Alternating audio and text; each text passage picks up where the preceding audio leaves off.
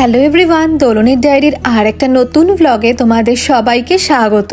স্কটল্যান্ডে আজকে আমাদের শেষ দিন। আজকে সন্ধেবেলায় আমাদের ফ্লাইট আছে আর আমরা এখান থেকে চলে যাব জার্মানিতে। তাই এই দুপুরবেলা একটু বেরিয়েছি এডিনবার্গের আশেপাশটা আর একবার একটু শেষবারের মতন ভালো করে দেখে নিতে। আবার কবে আসা হবে সেটা তো আর জানা নেই। আজকে হাতে যেহেতু বেশি সময় নেই তাই আর কোনো রকম ইটিনারি প্ল্যান করিনি। ওই দেখো একটা সিগাল পাখি কি সুন্দর উড়ে যাচ্ছে। এইখানে না প্রচুর সিগাল দেখতে পাওয়া যায়। আসলে সামনেই যেহেতু সমুদ্র রয়েছে। ওই দেখো আরো দুটো এদিক ওদিক উড়ে গেল। ওই দেখো এখানকার সেই আইকনিক দোতলা বাস। আজকে ইচ্ছা আছে একবার এই বাসে চাপবো। ওই দেখো দূরে দেখা যাচ্ছে ইউনাইটেড কিংডমের পতাকা আর ঠিক তার পাশেই দেখা যাচ্ছে স্কটল্যান্ডের পতাকা। দেখতে দেখতে 4 দিনের এই সফর যে কখন শেষ হয়ে গেল বুঝতেই পারলাম না। আর ফিরে যাওয়ার দিনটাও আজকে চলে এলো। এখানে আসার আগে আমি ভাবতেই পারিনি যে এখানে এসে আমার এত ভালো লাগবে। এখন বাড়ি যাওয়ার সময়ও হয়ে এলো, তাই ভীষণ মন খারাপ করছে। মনে হচ্ছে আরো কটা দিন যদি হাতে সময় থাকতো। তো চলো গল্প করতে করতে আমরা এখন এসেছি স্কট মনিউমেন্টের সামনে। স্কটল্যান্ডের one of the most iconic historical landmark এই স্কট মনিউমেন্ট।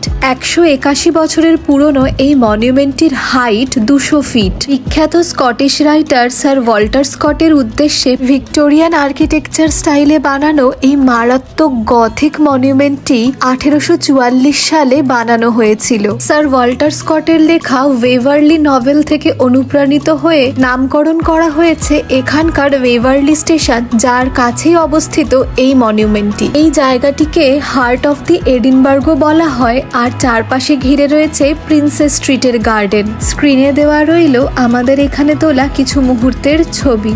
এই স্কট মনিউমেন্টের পাশে দাঁড়ালে দেখতে পাওয়া যায় চারিদিকের শহরের বেশ সুন্দর একটি স্কাইলাইন। সন্ধেবেলায় সানসেটের টাইমের পড়ন্ত রোদে এই জায়গাটি যেন আরো রোমাঞ্চকর হয়ে ওঠে।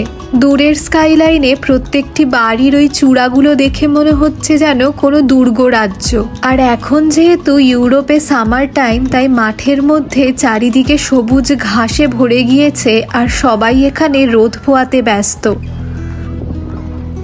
আর যেহেতু সামার টাইম সেই জন্য চারিদিকে এইরকম ছোট ছোট তাঁবুতে আইসক্রিমের স্টলসও দেখতে পাওয়া যায়।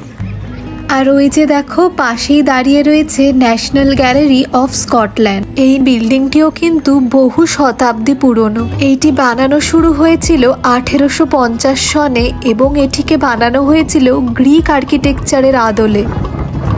ওই যে দেখো এইটার সামনেও একটি আইসক্রিম ভ্যান দাঁড়িয়েছিল। এইখানে এই মিনি ভ্যানসে করে আইসক্রিম, ফিশ অ্যান্ড চিপস বিক্রি করা ভীষণই কমন একটি ব্যাপার।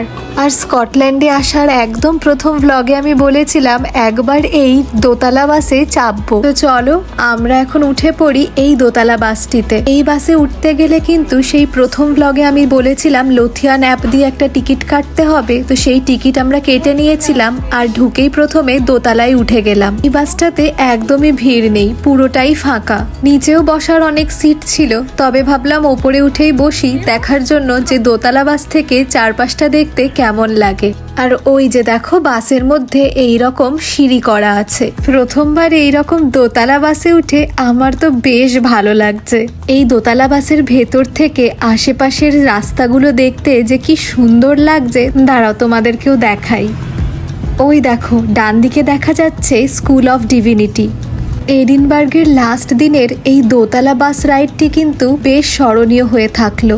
এখন আমরা রয়েছি সেই ব্যাংক স্ট্রিটে আর এইখান থেকেই আর একটু এগিয়ে গেলে পৌঁছে যাব আমাদের হোটেলের সামনের সেই রাস্তাটিতে। অ্যান্ড ফাইনালি চলে এসেছি আমাদের হোটেলের একদম কাছেই। এইবার রুমে গিয়ে একটু রেস্ট নিয়ে নেব আর লাগেজগুলোও গুছিয়ে ফেলতে হবে। তো চলো স্কটল্যান্ডের লাস্ট দিনের ব্লগটা আমি এখানেই শেষ করছি। দেখা হবে নেক্সট ব্লগে। বাই।